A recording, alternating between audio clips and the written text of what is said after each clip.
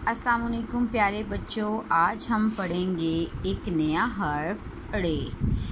हमने रे के बारे में पहले पढ़ लिया था गलती से, जब हम इसका काम करवा चुकी हूँ मैं आपको। अब आज हम करेंगे अड़े, ठीक है। ये रे की तरह ही होता है, लेकिन इसके ऊपर है टोपी और इस पर ज़ुबान।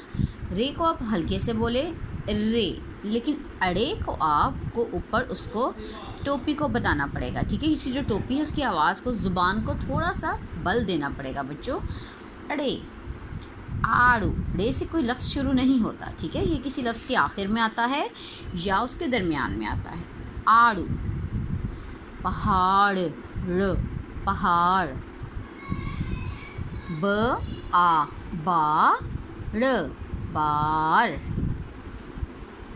ब आ बा र, बार। त ओ तो र, तोड़।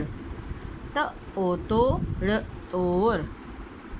ज आ जा र, आरा, जाड़ा। ब आ बा र, आरा, बाड़ा। आड़ूला, जाड़ा आया। ये बहुत आसान है, इसको आप अच्छे से इसकी रीडिंग करें और इसकी जो वीडियो है वो मुझे व्हाट्सएप करें, ठीक है।